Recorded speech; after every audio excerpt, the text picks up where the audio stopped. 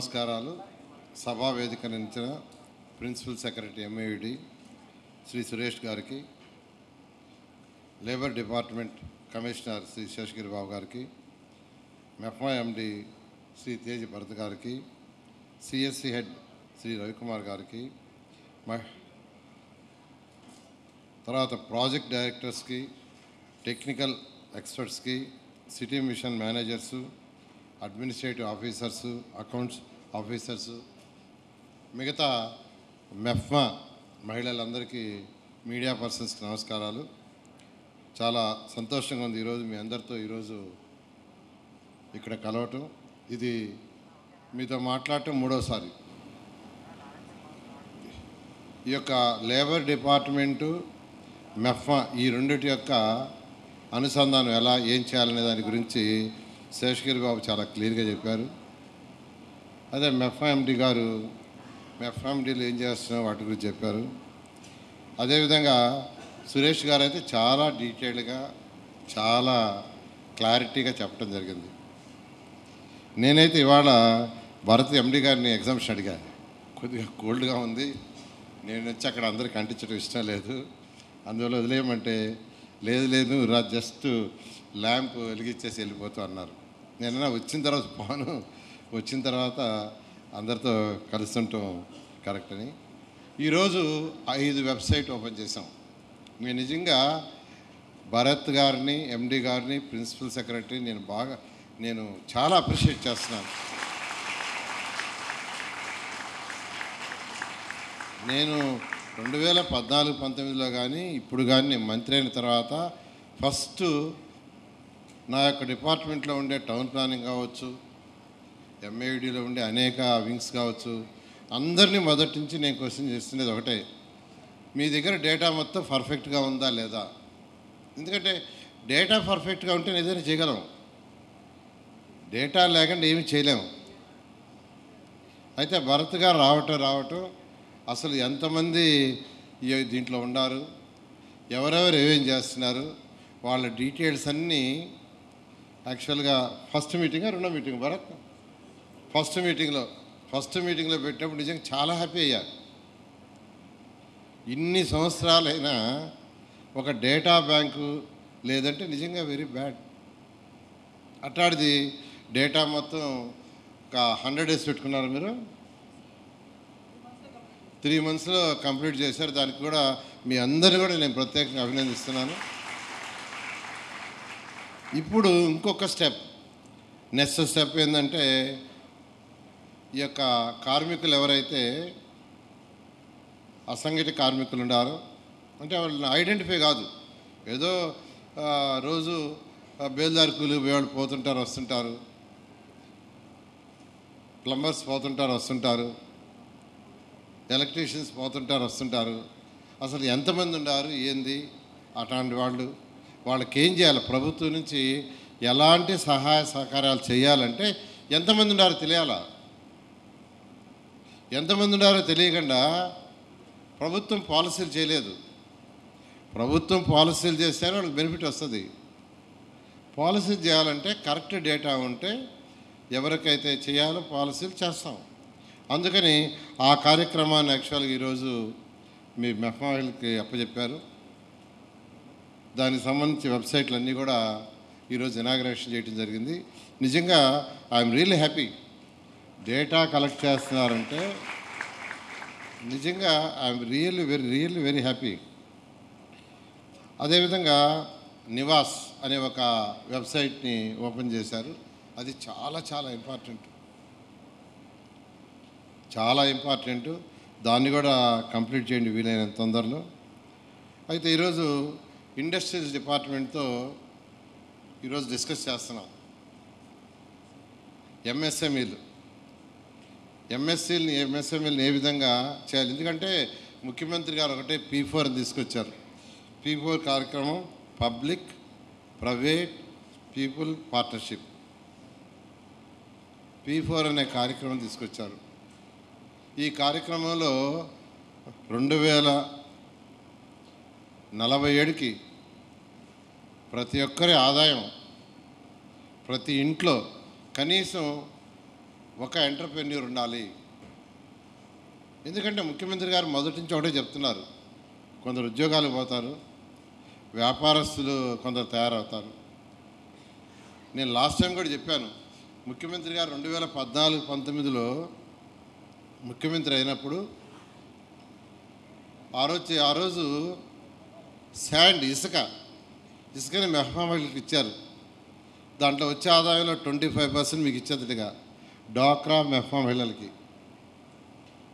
అంటే సార్ ఒకటే అన్నారు, వాళ్ళు చిన్న చిన్న కుట్టు మిషన్లు చేసుకోవటం, తర్వాత చిన్న చిన్న పనులు చేసుకోవటం కాదు, వాళ్ళని కూడా బిజినెస్ మ్యాగ్నెట్ చేయాలి, ఎందుకు కారు అనే ఉద్దేశంతో ఆ రోజు ఆ కార్యక్రమం ఇచ్చారు.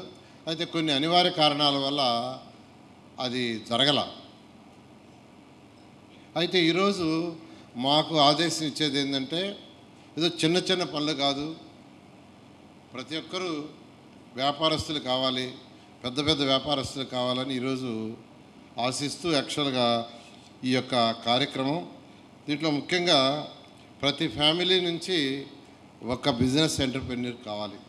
That is the goal of our honourable CM. అదేవిధంగా మొత్తం 28,79,040 మంది మహిళలు ఉన్నారు. ఇందులో 2,79,218 గ్రూప్స్ ఉన్నాయి. 100 రోజుల ప్రణాళిక పెట్టాం. 100 రోజుల ప్రణాళికను చాలా సక్సెస్ఫుల్గా చేశారు. గిన్నీస్ బుక్ ఆఫ్ రికార్డులో ఎక్కారు. దానికి ప్రత్యేకంగా నేను అభినందిస్తున్నా. షార్ట్ పీరియడ్లో చాలా షార్ట్ పీరియడ్లో చేశారు. అది పవర్, మెహ్మా మహిళల యొక్క పవర్ది. నేను ఒకటే చెప్తున్నాను మీకు అందరికీ, ఈరోజు 80,000 సంఘాలకి దాదాపు 8,000 కోట్లు ఇవ్వాలనే ఉద్దేశంతో యాక్చువల్గా ఈరోజు ముందుకు పోతున్నాం. అదేవిధంగా హెచ్ఆర్ పాలసీ ఇవ్వటం జరిగింది. హెచ్ఆర్ఎంఎస్ని దాని గురించి యాక్చువల్గా వర్కౌట్ చేస్తున్నాం. అదే ఆర్పీఎల్కు ఐడి కార్డులు, యూనిఫాము, ఇన్సూరెన్స్ అడిగారు, దాన్ని కూడా యాక్చువల్గా ఆల్మోస్ట్ ఫైనలైజ్ చేశారు. తర్వాత 26 జిల్లాల్లో ఉన్న అన్ని జిల్లాలలో, అంటే మనకు మెహ్మా 20 జిల్లాల్లో వస్తుంది. ఆ 20 జిల్లాల్లో యాక్చువల్గా దీన్ని, అంటే ఇప్పుడు 13 జిల్లాలు 12 జిల్లాలు ఉండాలి, 13 జిల్లాల్లోనే ఉండారు పీడీలు. అటుకంటే 26 జిల్లాలకు యాక్చువల్గా పీడీలు పెట్టాలని, అదేవిధంగా స్టాఫ్ని పెట్టాలని వర్కౌట్ చేస్తున్నాం. ఆ కార్యక్రమం కూడా త్వరలో చేయటం వల్ల అనేక మందికి దీంట్లో ప్రమోషన్ వస్తుందని ఈ సందర్భంగా తెలియజేస్తూ, నేను అందరినీ ఒకటే, నేను భరత్ గారు అయితే బాగా చేస్తున్నారు, నేను నిజంగా హ్యాపీగా ఉండా.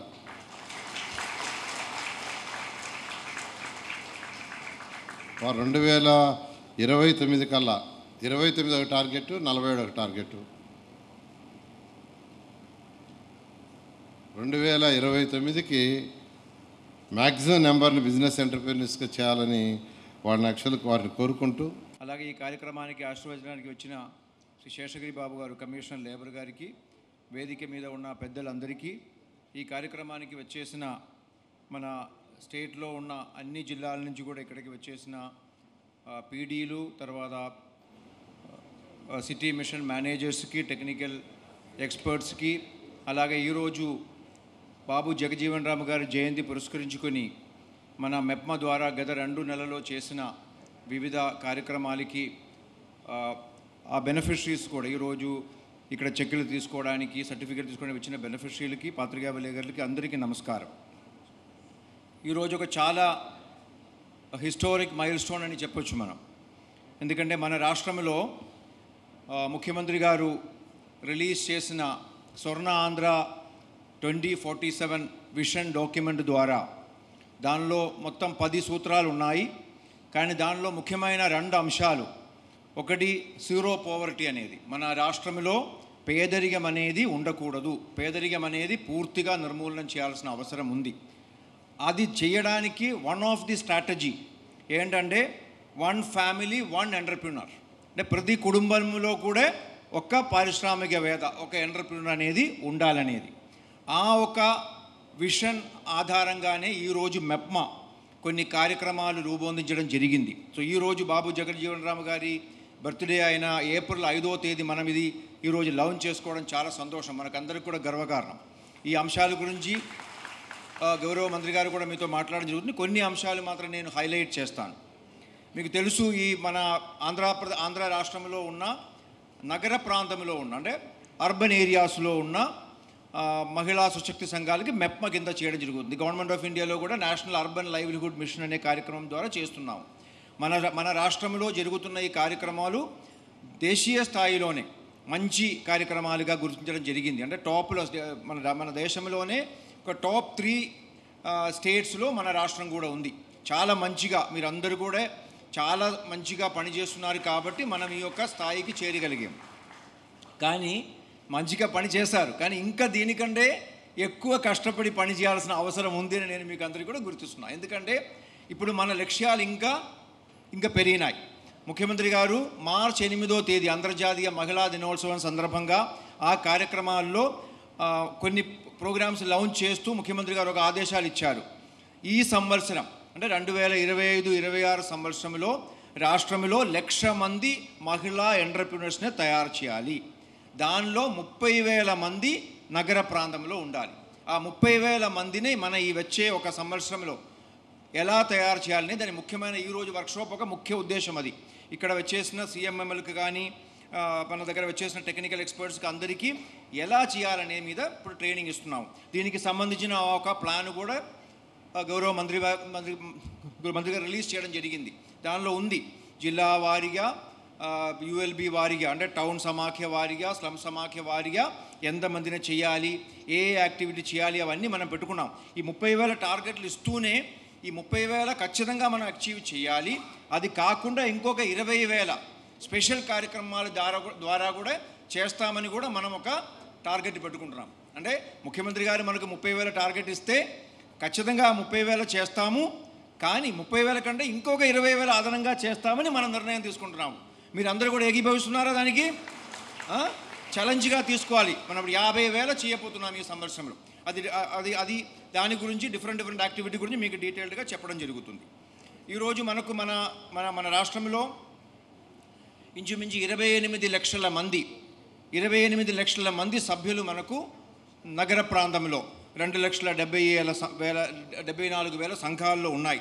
దీనిలో మనం మహిళా దినోత్సవం సందర్భంగా ఒక సర్వే చేస్తే దీనిలో ఒక 10,437 మంది ఈ రోజుకే సంవత్సరానికి 10 లక్షల కంటే ఎక్కువ ఆదాయం సంపాదిస్తున్నారు. అంటే 10 లక్షల కంటే ఎక్కువ ఇన్కమ్ ఒక 10,000 మందికి ఉంది. దానిలో ఒక మహిళ ఒంగోలు జిల్లాలో శిరీష అనే ఒక అమ్మాయి 1 కోటి కంటే ఎక్కువ ఆమెకి ఆదాయం ఉంది, టర్న్ ఓవర్ ఉంది. ఆ రోజు కార్యక్రమంలో ముఖ్యమంత్రి గారి దగ్గర కూడా ఆమె వచ్చి మాట్లాడడం జరిగింది. హోమ్ ఫుడ్స్ తయారు చేస్తున్నారు, విదేశాలకి ఆ హోమ్ ఫుడ్స్ని ఎక్స్పోర్ట్ చేస్తున్నారు. 1 crore కంటే ఎక్కువ ఆమెకి టర్న్ ఓవర్ ఉంది. ఈరోజు మనం ఇక్కడే ఒక్క శిరీష కాదు, మనం ఎవరైతే 30,000 మంది ఎంటర్‌ప్రెన్యూర్స్ని తయారు చేస్తామని అనుకున్నామో ఆ 30,000 మందిని కూడా కోటిపతులు చేయాలనేది మన లక్ష్యం. చప్పట్లు కొద్దిగా తక్కువ అయింది. అంటే ఇది చేయడం అనేది కష్టమైన పని, కానీ అసాధ్యమైన పని కాదు, చేయగలుగుతాం. ఎందుకంటే చాలామందికి అది ఉంది. ఈరోజే మన దగ్గర నేను చెప్పాను కదా 10,000 మంది 10 లక్షల కంటే ఎక్కువ ఆదాయం ఉంది. ఆ 10,000 మందిని 1 కోటికి పైకి తీసుకురావడం అనేది సాధ్యం. అలాగే ఒక 20 లక్షల మంది 1,00,000 కంటే ఎక్కువ ఆదాయం ఉన్న వాళ్ళు ఉన్నారు. వాళ్ళని ఈరోజు 1,00,000 ఆదాయం ఉండే 10 లక్షలకు తీసుకురావాలి ఈ సంవత్సరానికి. ఇంకొక 7,37,000 మంది 1,00,000 కంటే తక్కువ ఆదాయం ఉంది. వాళ్ళందరినీ కూడా 10 లక్షల పైకి కూడా తీసుకురావాల్సిన అవసరం ఉంది. అంటే మన దగ్గర ఉన్న 28 లక్షల మంది మహిళా సభ్యులనే అందరినీ కూడా 10 లక్షల పైకి తీసుకురావాలి. తీసుకొస్తారా? అది మన లక్ష్యం. అది మనం ఎంత త్వరగా సాధించగలుగుతారో అంత త్వరగానే మన రాష్ట్రంలో జీరో పోవర్టీ అనేది మనం సాధించగలుగుతాం. ఇది మన ముఖ్యమంత్రి గారికి ఇవ్వాల్సిన ఒక మాట. ఇది we have to achieve this. దానికే మీకు ఈరోజు ట్రైనింగ్లు ఇస్తున్నాము. మీరోజు కొన్ని అలాగే ఈ మొత్తం కార్యక్రమాన్నే మన ఈజీగా అచీవ్ చేయడానికి కొన్ని టెక్నాలజీ కూడా మనం యూజ్ చేయాల్సిన అవసరం ఉంది. ఈరోజు డిజిటల్ టెక్నాలజీ అనేది చాలా అవసరం. దానికి కూడా మనం కొన్ని వెబ్సైట్లు లాంచ్ చేసాము. ఈరోజు మనం ఆల్మోస్ట్ 5 అంటే కొత్త వెబ్సైట్ లాంచ్ చేసాము. అలాగే బ్యాంకర్ ద్వారా లోన్ ఈజీగా తీసుకోవడానికి కావాల్సిన ఒక యాప్ లాంచ్ చేసాము. అలాగే మీకు మీటింగులన్నీ కూడా ఆన్లైన్ ద్వారా కండక్ట్ చేసుకోవడము, మానిటర్ చేసుకోవడానికి ఒక వెబ్సైట్ తయారు చేసాము, మహిళాకాశం అని. అలాగే ఇంకొక ముఖ్యమైన కార్యక్రమం ఏంటంటే నగర ప్రాంతంలో షెల్టర్ తయారు చేయడానికి, ఆవాసం కోసం. ఈరోజు మనకు తెలుసు చాలామంది వేరే జిల్లాల నుంచి, వేరే రాష్ట్రాల నుంచి మన రాష్ట్రానికి వచ్చి పనులు చేస్తున్నారు. విజయవాడలో కూడా మనం చూస్తాం, చాలా చోట మనం పొద్దున లేబరర్సు కుమ్ముకూడి ఉండారు. కానీ వీళ్ళందరూ ఎక్కడ ఉంటున్నారు? మన జిల్లా వాళ్ళు కాదు, వేరే జిల్లా నుంచి వచ్చేవాళ్ళు. వాళ్ళందరికీ నైట్ ఉండడానికి నివాసం ఎక్కడ ఉంటుంది? లేదు. అది కూడా ఒక లక్ష్యంగా తీసుకుంటున్నాము. నివాసం అనే పేరుతో ఒక వెబ్సైట్ లాంచ్ చేసాము. ఎందుకంటే అన్ని యుఎల్బీస్లో కూడా ఈరోజు ఒక 100 వరకు ఉన్నాయి, కానీ అది సక్రమంగా నడుస్తున్నాయా లేదా అనేది తెలియదు. అది లేబర్ డిపార్ట్మెంట్ వాళ్ళతో కూడా డిస్కస్ చేయడం జరిగింది. శేషగిరి బాబు కూడా ఇక్కడే ఉన్నారు. దానికి సపోర్ట్ చేస్తామని లేబర్ డిపార్ట్మెంట్ వాళ్ళు కూడా చెప్పడం జరిగింది. ఎందుకంటే వీళ్ళందరూ కూడా అన్ఆర్గనైజ్డ్ సెక్టర్లో పనిచేస్తున్న వాళ్ళు. వీళ్ళు ఎక్కడో నుంచి వచ్చారు, వేరే జిల్లాల నుంచి, శ్రీకాకుళం నుంచి, అలా కర్నూలు నుంచి, వివిధ జిల్లాల నుంచి, అలాగే వేరే రాష్ట్రాల నుంచి కూడా, ఒడిశా నుంచి, జార్ఖండ్ నుంచి, వెస్ట్ బెంగాల్ నుంచి వచ్చే వాళ్ళు కూడా ఉన్నారు. సో వీళ్ళందరూ కూడా మన దగ్గర వచ్చి మనకు ఇక్కడ వివిధ కార్యక్రమాలు పని చేస్తున్నారు. వ్యవసాయ కూలీలుగా చేస్తున్నారు, కన్స్ట్రక్షన్ వర్క్లో చేస్తున్నారు. అంటే రేపు మనకు అమరావతిలో క్యాపిటల్ సిటీ నిర్మాణానికి కూడా లక్షలాది మంది లేబరర్స్ బయట నుంచి వస్తారు. వీళ్ళందరికీ కూడా మనం మంచి నివాసం కల్పించడానికి, ఆవాసం కల్పించడానికి ఇది ఒక కార్యక్రమం ఉంది. ఇంకా 2-3 కార్యక్రమాలు నేను హైలైట్ చేస్తాం. ఒకటి, డిజిటల్ లిటరసీ అనేది చాలా అవసరం ఈరోజు. దానికి కూడా మన దగ్గర ఒక యాప్ ఉంది. ఆ యాప్ ద్వారా ప్రతి ఒక్క మహిళ కూడా, మహిళ అనే కాదు, ప్రతి ఒక్క వ్యక్తి కూడా డిజిటల్ లిటరసీ, ఒక మొబైల్ ఫోన్ అందరి దగ్గర ఉంది. కానీ దానిలో కొన్ని యాప్స్ ఉన్నాయి, మీకు చాలా ఉపయోగపడే యాప్స్ ఉన్నాయి. అది మీరు ఏ యాక్టివిటీ చేసినా దానికి సంబంధించిన సమాచారం తెలుసుకోవడము, దాన్ని యూజ్ చేసుకోవడం చాలా ఇంపార్టెంట్. అలాగే కామర్స్ ప్లాట్ఫామ్ గురించి చెప్పడం జరిగింది. కామర్స్ ప్లాట్ఫామ్ ద్వారా మీరు అమెజాన్ అయినా, ఫ్లిప్కార్ట్ అయినా, లేకపోతే ఇంకొక ప్లాట్ఫామ్ అయినా, అక్కడ మీరు తయారు చేసే వస్తువుల్ని అమ్మడానికి మీరు ఆన్లైన్లో వెళ్ళి రిజిస్టర్ చేసుకుంటారు. మీ ప్రొడక్ట్స్ అక్కడ మీరు సేల్ చేయడానికి కావాల్సిన అన్నీ చేసుకుంటారు. ఇది చేయాలంటే మీకు డిజిటల్ లిటరసీ అనేది చాలా అవసరం. ఈ యొక్క కార్యక్రమం కూడా ONDC ప్లాట్ఫామ్స్ ఉన్నాయి ఈరోజు. అలాగే జెమ్ అనే ప్లాట్ఫామ్ గురించి చెప్పడం జరిగింది. ఇవన్నింటిలో కూడా మీరు చేయాలంటే మీకు డిజిటల్ లిటరసీ ఉండాలి. ఈరోజు వాడు ఇది చేయడం అంత కష్టమైన పని ఏమి కాదు, కానీ కొంత ట్రైనింగ్ కావాలి. అది మీకు ఇవ్వడం జరుగుతుంది. రెండోది ఫైనాన్షియల్ లిటరసీ, అంటే ఆర్థికపరమైన అంశాల మీద ఎలాగే మీరు ఒక యాక్టివిటీ కోసం పెట్టుబడి పెట్టినప్పుడు ఎంత పెట్టుబడి పెట్టాము, దానికి ఎంత లాభం వస్తుంది, మళ్ళీ దానిలో ఎంత మీకు సేవింగ్ వచ్చింది, మళ్ళీ ఎంత ఇన్వెస్ట్ చేయాలి, ఇవన్నీ నేర్పించాల్సిన అవసరం ఉంది. కాబట్టి ఇక్కడ ఉన్న టెక్నికల్ ఎక్స్పర్ట్స్ కానీ, CMMలు కానీ, మీ బాధ్యత అది. ప్రతి ఒక్క మన సంఘంలో ఉన్న ప్రతి ఒక్క మహిళలకు కూడా డిజిటల్ లిటరసీ, ఫైనాన్షియల్ లిటరసీ, ఇవి 2 చేసి తీరాలి. అది వెంటనే మేబీ ఒక 6 monthsలోనే మనం ప్లాన్ చేసుకుంటే మనం చేసుకునే అవకాశం ఉంటుంది. అలాగే ఇంకొక ముఖ్యమైన అంశం ఆల్రెడీ శేషగిరి గారు చెప్పారు, ఈశ్రమ్ అనే పోర్టల్. అంటే ఈరోజు అన్ఆర్గనైజ్డ్ సెక్టర్లో ఉన్న కార్మికుల్ని అందరినీ కూడా రిజిస్టర్ చేయడానికి లేబర్ డిపార్ట్మెంట్ వాళ్ళు పెట్టిన ఒక వెబ్సైట్ ఇది. మన దగ్గర ఉన్న 28 లక్షల మంది మహిళలు కూడా ఒక రకంగా చెప్పాలంటే అన్ఆర్గనైజ్డ్ సెక్టర్లో పనిచేస్తున్న వాళ్ళే. దీనిలో రిజిస్టర్ చేసే మీకు దాని ద్వారా కొన్ని బెనిఫిట్స్ వస్తాయి. అంటే లేబర్ డిపార్ట్మెంట్ ద్వారా కొన్ని వస్తాయి. ఇది చేయించడానికి మన దగ్గర ఉన్న RPల్ని అందరినీ కూడా రిజిస్టర్ చేయడానికి మనం ఈరోజు సర్టిఫై చేస్తున్నాం. ఇప్పుడు మన దగ్గర మీరు గ్రామ సచివాలయానికి కానీ, నగర వార్డు సచివాలయానికి కానీ, CSC సెంటర్కి వెళ్ళాల్సిన అవసరం లేకుండా మీ దగ్గరే ఉన్న RPలే మీకు ఎన్రోల్మెంట్ చేయించుకోండి. అలా చేసేటప్పుడు మన RPలకు కూడా ఒక్కొక్క రిజిస్ట్రేషన్కి 14 రూపాయలు చొప్పున వాళ్ళకి కమిషన్ కూడా ఇవ్వడం జరుగుతుంది. సో ఆ రకంగా RPలకు కూడా ఇంకా కొంత అదనంగా ఇన్కమ్ వస్తుంది. మనం ఈ 30 లక్షల మందిని రిజిస్టర్ చేయాలని టార్గెట్ పెట్టుకుంటున్నాము. 25 లక్షల మందిని ఇమ్మీడియట్గా చేయాలని చెప్తున్నాము. ఇలాంటి చాలా కార్యక్రమాలు మనం ఈరోజు ఇక్కడ లాంచ్ చేస్తున్నాము. ఇది ఫైనాన్షియల్ ఇయర్ బిగినింగ్, April 1 నుంచి ఫైనాన్షియల్ ఇయర్ ఈరోజు 5వ తేదీ. అంటే ఇంకా మనకు 12 నెలలు ఉన్నాయి. వచ్చే March 31 లోపల మనం అచీవ్ చేయాల్సినవి చాలా ఉన్నాయి. ఈరోజు ముఖ్యమంత్రి గారు కూడా దీని మీద అంటే టార్గెట్ ఓరియంటెడ్గా అందరూ అధికారులకి దిశానిర్దేశాలు ఇస్తూ ఒక్కొక్క శాఖ ఏ రకంగా పనిచేయాలి, ఏ అచీవ్మెంట్ సాధించాలనేది మనకు చాలా స్పష్టంగా చెప్పడం జరుగుతుంది. కాబట్టి మనం అందరూ కూడా కమిట్మెంట్తో పనిచేసి ప్రతి ఒక్కరు కూడా పైన ప్రిన్సిపల్ సెక్రటరీ గారి లెవెల్లో నాతో సహా కింద మన దగ్గర ఉన్న ఆర్పీల వరకు అందరూ కూడా కలిసికట్టుగా కమిట్మెంట్తో పనిచేస్తే మనం ఈరోజు రిలీజ్ చేసిన ఏదైతే టార్గెట్లు ఉన్నాయో, ఇక్కడ ప్లాన్ ఉన్నాయో, ఇవన్నీ ఖచ్చితంగా మార్చి 31 లోపలే మనం అచీవ్ చేయగలుగుతాం. మరిన్ని వీడియోస్ కోసం ఛానల్ ని సబ్స్క్రైబ్ చేయండి. లేటెస్ట్ అప్డేట్స్ కోసం వాట్సాప్ ఛానల్ ని ఫాలో అవ్వండి. ఆ లింక్ డిస్క్రిప్షన్ లో ఉంది.